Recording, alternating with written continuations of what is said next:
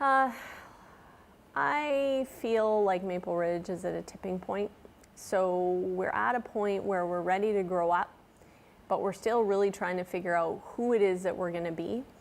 And I felt like maybe there was not enough innovation and direction to get us to that place in the time frame that a lot of people were expecting. So, I came to Hammond, which was a great community. I moved to Silver Valley. I thought things would progress a little bit faster than they did.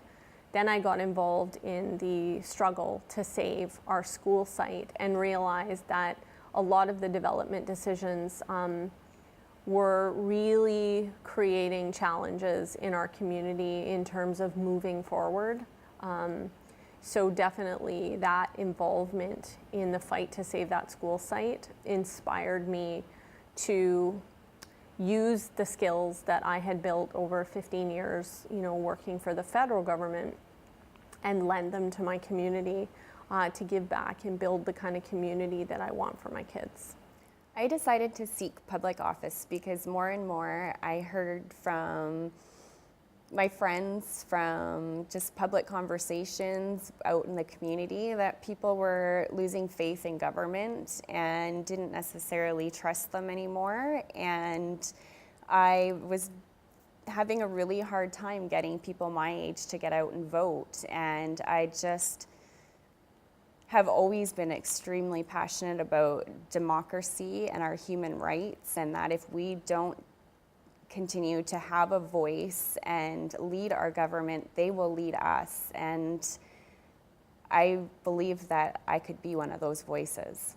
Well, again, going back and not even knowing what the job was, some dissatisfactions I actually had as a businessman with going through the process at City Hall, actually. So it was kind of a negative reason to begin with, and then once you get elected, you find out what the job really is, and then you forget all about the thing that, in my case, you kind of forget about the singular incident that got you involved, and you just get right into the job.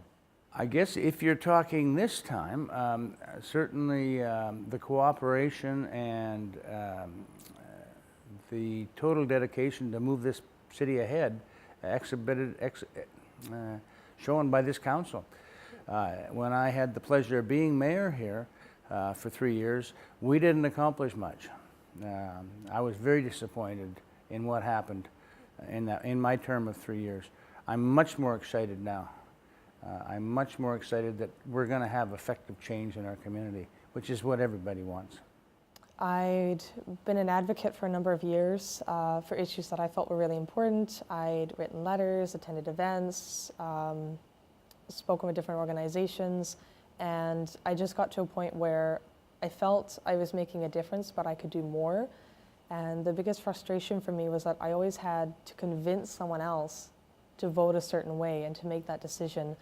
And so I felt that if I got elected, I could finally be that person to not only make the decision, but make sure that marginalized people or people that couldn't represent themselves could have their voices heard. And that was really important to me. And it was also a good opportunity to get other young people involved, and also women, because we don't have enough representation in politics. So that was really important to me. I grew up in Maple Ridge, and I've always believed it's the best place in the world to raise a family. I ran for office last fall to ensure that our reputation as the best place in the world to raise a family continues. Well, I've always been active politically, and I was brought into it unwillingly by my good friend Bill Hartley, who was running for council successfully, and then he ran for mayor successfully, and he ran for MLA successfully, and he kept telling me that maybe I should pull up my socks, so I did. And what really spurred me to get involved and throw my name into that was a development clear cut up in Silver Valley, up at Rock Ridge. And I'll never forget it. I was standing in the pouring rain and beside a ditch that was running black with the soil off of this cleared site. And what it did was just tell me inside that we needed to do better, and I needed to help us do better. So that's kind of my what really got me involved. Of course, all the other social and environmental issues kick into gear, and you try to find the best way forward. I want my legacy to be of someone who is really passionate about life and about people and about the quality of life. Someone who takes very seriously the responsibility of those who were before us and made our lives the way they are today. And I would like to be seen as somebody who is passionate about passing on a better tomorrow for future generations. My legacy as a councillor, I would love to see the province recognize the need for mental health care and how grossly that has been neglected and how it's affecting not only people with mental health issues, but every community and every part of every community. So on a provincial level, that. On a local level, I would be so proud and happy if we could get post-secondary education in Maple Ridge so our kids had the same opportunity as kids in other communities. I think the only legacy that I really want to be known for are my kids. Legacy is a tough one. I'm 22. It's pretty far away from me, and I haven't put too much thought into that because I'm really focused on living in the moment. But I'd have to say, legacy-wise, I'd really like to leave a positive example of leadership. I'd like people to be able to look back and say that I was open, honest, accountable, and my hope really is that I'll set a good precedence for future leaders, and I can get other people to run, and particularly other young women, to increase representation across the board. At the end of the day, 10 years from now, I'd like people to be proud of their community when they go out to a sports field, when they walk down their streets. That's the only thing I'm looking for out of this. Well, I think we're defined more by what we don't develop than what we do. Certainly making quality housing for people to live in is really important, but we need to get away from the creeks and the lakes and the rivers and try to minimize the impact of what we do on those living entities. For me, the most important thing is water, and clean water is the biggest factor in life. You just need it. I want people in this community to be resilient and to have fun.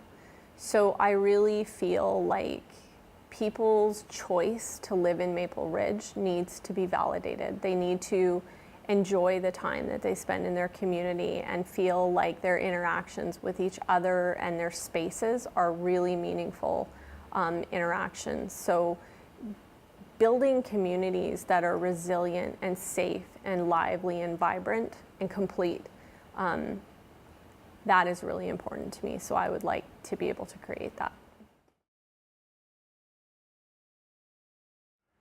I guess the hardest thing right now is transferring knowledge, direction, and meaning into actual bylaws and getting things actually done. It just takes so long in government, and in my private career, I have never had to take that long to do things. So at this stage in my life, though, I'm finding it much easier to be a little more patient. The hardest part about being a member of council is having to make decisions that I, as a person, may not necessarily agree with, but all the information and the debate in chambers draws me to a different conclusion. I think sometimes the most challenging part of the job is when you make tough decisions and those tough decisions get put onto the people around you. When you're in the chair making the decisions, you know that you're making them based on your principles and based on the information you have. It's tougher sometimes when the public's coming up afterwards to people in your family and that sort of thing, and really questioning those decisions.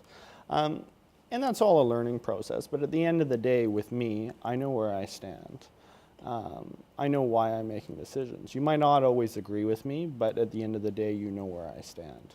So it's been a learning process that way and an adjustment process, but in general, the public has been so positive that it really has been a positive process. Hardest part? Having to realize that you can't independently decide how something's going to go, and just decide that it's going to be Bob's way and drive it through to the finish, that it is a team sport, and which is how it needs to be. But that's not my background as an independent businessman, so that was maybe the hardest learning. Finding time to relax and taking time for yourself and being present as well, because you get so caught up in organizing meetings and trying to fit in different events and attending conferences and staying on top of all your reading and the news and just all the information you've got to be on top of. Sometimes it's very challenging to just be present and enjoy the moment, and to remember to take breaks for yourself, to relax, to get your energy back. I am very process driven, and I definitely like to get my hands into things to understand how they work and figure out how I can make them work better. So trying to give the instructions and watch other people create great things is hard for me, but something that I'm definitely doing. So and the speed, I'm very attached to the by-whens of things. So how long is that going to take? And on council, there's process and procedure, that we go through. So really figuring out how to innovate within a structured process to get things done faster is something that I have found quite challenging, but I think we're doing well. Well, balancing everybody's interests. I've got a sense of humor, 2 or 3 actually, but I always apologize when somebody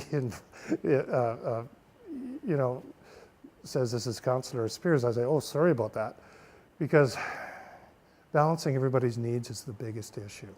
And sometimes you're not going to be able to do that. It's difficult. So I think reaching down into what drives you forward, like your principles and that brought you to the game, is the way to go. People will have an opinion on an issue, but guess what? There's 100 other issues right behind it. So they deserve your time too. And you really, if you're going with whichever way the mob seems to be flowing, then you're going to get lost, quite frankly, and you'll lead your community in what I don't think is a valid direction. I think you really have to focus on what you believe inside as it relates to an issue. What surprised me most as a city councillor is that I no longer was able to be just Carissa. I have always been someone who is the same person regardless of where I am or what situation I'm in. And that most definitely was surprising to me, was that once I was elected, people listened to me differently. And I wasn't only Carissa Bell anymore. I was Councillor Carissa Bell. Oh gosh, so many things. Now this being my second term, it's hard to remember. I know there was so many things that you have no idea what the job is until you get in the job. Probably the amount of time that we have to spend going through the volume of paperwork is, I would say, the biggest thing. Yeah, I think I knew some of the people running for council, but in general, I met with the mayor a couple of times. But really getting to know some of my colleagues was a really pleasant surprise. I mean, just, not that I had a negative preconception about any of them, but it was just, they're just some really tremendous, hardworking, thoughtful people, and it's been a real pleasure getting to know them all. I decided to run this time for council because I thought the city was in for change, and I wanted to be part of it. I wanted to get with these younger members of council, and I wanted to help them change things. Definitely the depth of information. It was absolutely incredible when I first started, and I realized all the different parts of the organization that were working together, particularly to make sure that councillors were really well informed before making a decision, and just knowing that I had so much support. It was really incredible. Well, here's a story. First time I got elected in '99, towards spring, it was spring training for the baseball folks, and this fella comes up to me in the mall and he says, "You got to make those dogs quit pooping in the park." We didn't use those words. You got it. You're the guy. And I said, no, I'm doing this high-level policy. That's what my job is. And he says, no, you got to make them quit pooping in the park. Well, I found out what the issue was. It was Tulaski Stadium. And certain people were letting their dog go in there, letting it go and not clean up after it. And he is a baseball player and had run and slipped and fallen into a pile of Fido's Best. So it was a real issue. I got a bylaws officer to write a few tickets, and the problem was cleared up. So, hey, I found out what my job was real quick. I think that culture is interesting to me. And working within a culture, expecting staff to sort of adapt to a new leader who is unknown, I think takes a lot of digging down deep and finding some trust place.